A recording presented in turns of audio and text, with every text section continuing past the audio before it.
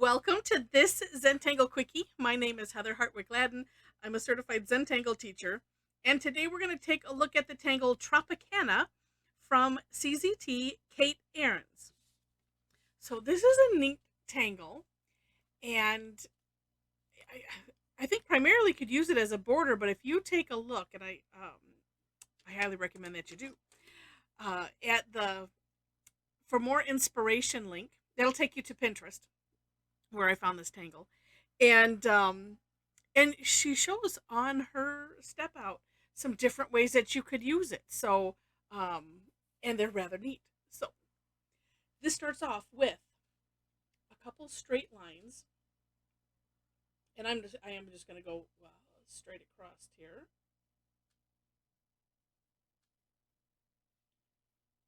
And actually, I'm going to leave these. Do these bigger than I think I should. Sometimes you got to do that because I want to shade them in a specific way, and it certainly helps to be able to do that. All right, let me turn this a little bit. Okay, because I turn mine so I can draw better, but I want to make sure that it looks right. Okay, next looks like for you. Next step is some curved lines, but they're going to connect at the top, so they'll look like archways. So what I'm going to do, let's see, it doesn't really matter where you start. I'm going to start here though, and I want to have a nice arch, and let me get a different pen. Okay, that's a little not so curved, but that's all right, as we know. Oh, new pens are heavenly. This one was getting right down to the nib, and I kept scraping the metal, and it was not being happy. All right, so going up one, and so we're going to come to a point, so to speak, there.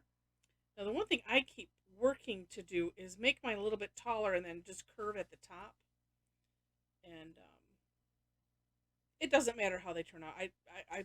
I like Kate's on her step outs, and so I'm just trying to emulate.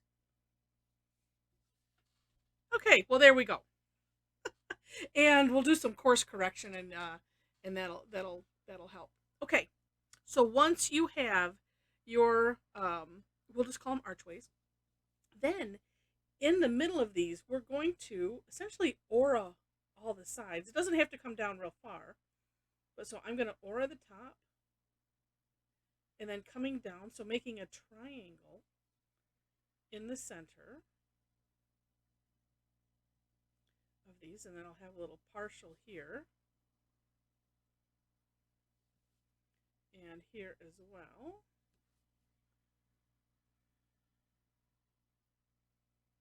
Okay. And then in the center of these, if you want to kind of find sort of the center, if you want to put a dot, you can, but find the center, and we'll draw a straight line from that center to each point in that triangle.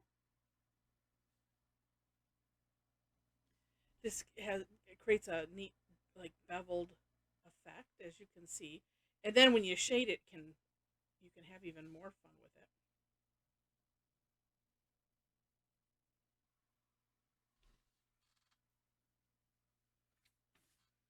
Like that, and that is essentially the tangle. So you know what, I say I did, and now I'm thinking, okay, let's do some shading first, and then I'll show you the other thing that I had come up with. So the reason I left these long is because I wanted to have these create kind of a rounded effect, and so every time I was doing it prior to this, it's like it was almost an afterthought. Oh, that would be, yes, I should do that, but then I wouldn't make them wouldn't make them far enough apart to do that. Okay, so a little graphite on both edges,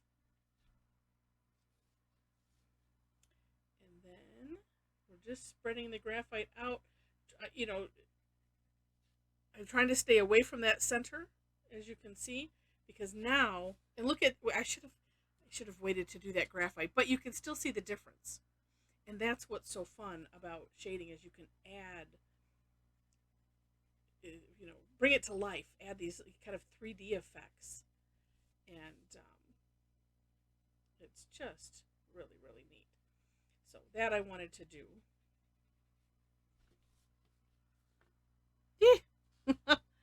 And bring that down a little bit. My light, it seems to be washing out a little bit, just a little bit. Okay. And so the other thing that's kind of neat is, it's actually kind of interesting just to have those two shaded and nothing else. That's kind of interesting. So here's something else that you can do, and actually I did this in my the extra sample that I did. Oh wait, before I do that, but wait. Let's do this. I'm just gonna put some graphite in the top of these, and we'll spread it, being careful not to. It's amazing, even though this tip is not real fine, that I can stay in there pretty good. And then I'm just bringing it down and using what's left on the tortillon in the other section. One of the two, it doesn't matter, up to you. But that creates a neat effect. And then you don't have to worry about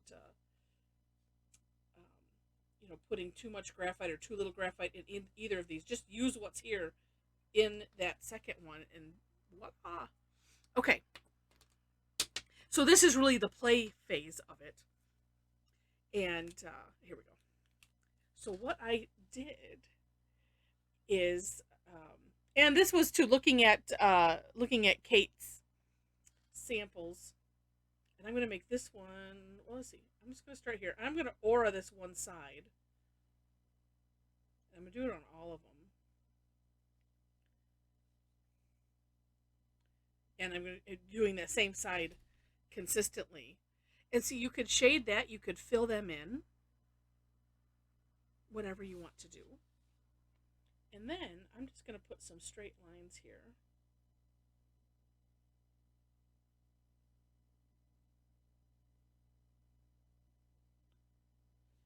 And I'll do that, I guess I'll do that on all of them. Now what's neat about this is, if you could try this. If you end up not liking it, of course, your recourse, which is also a course correction, it could be just to fill it all the way in. Now, in these big open sections, you could do a number of things. And again, on Kate's sample there in the For More Inspiration link, you could put spirals in there. You could just put some straight lines in there. You could, aura them. I said put a big spiral. You could, do curve lines. Oh, actually, maybe I'll do that. I'm gonna do that on the center one. Oh no. Let's do a big spiral on the center one. And then we're making these like time travel portals.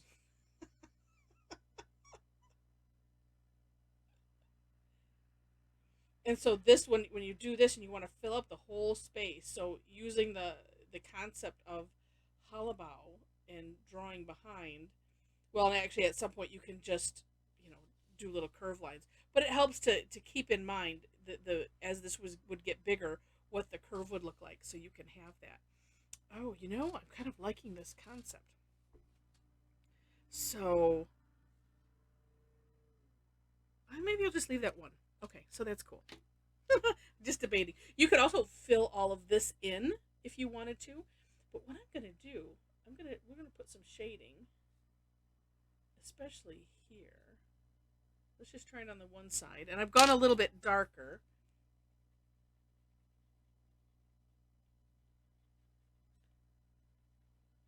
Because we, want to just give it some depth, and it does.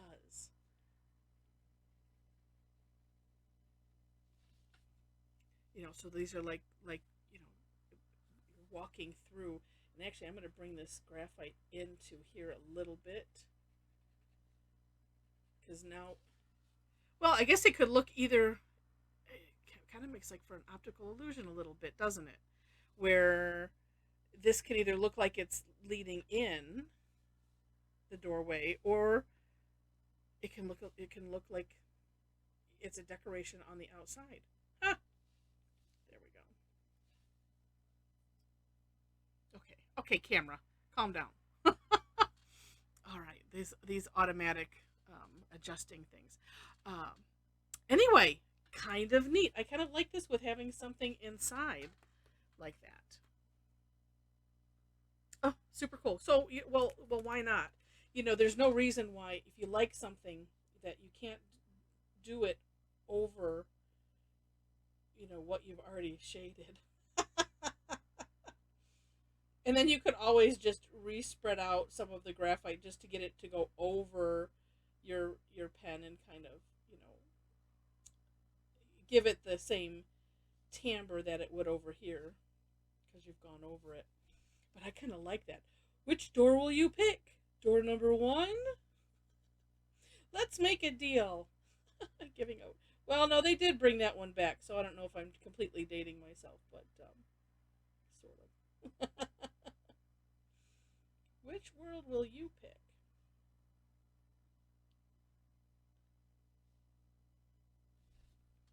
Okay. Oh, see, so that's interesting. So, by just having it open, it was a completely different look, and not that it was bad, but this now has made these sink in. Now I'm gonna also let's do this, okay? Because this is not only I want to keep it quick, but at the same time we got to play a little bit, and I would dare say it still is quick. Looking at the time here, I'm just going to bring some graphite on the other side to completely recess this. Yeah. So for sure you pick which door you want to go through, and you're going to walk into a different realm. That's right. Oh, how fun. How fun. All right. Oh, and so you can also do this not in a straight line. And that was the other thing that I was playing with, was doing it not in a straight line. And it's just kind of fun. Again, take a look at the description section for um, uh, to see Kate's work and get some ideas on how you can use it. And then also, I have my own step out of it, which would be right above that. Below all of that, ways to connect with me. So if you enjoyed the video, if you enjoy my goofiness, I'd love to have you join me online for classes. I do 2 sessions on Thursdays. I'm in Michigan, so that's Eastern, whatever it is time, 11 a.m. and 7 p.m. On my website, when you click the classes/sessions link, you'll find other ways to connect and see the classes, so you could see it in your time zone. And if you also enjoyed the video, would love to have a thumbs up. Feel free to share it, and if you like it enough to see more, I would love to have you be a subscriber to the channel.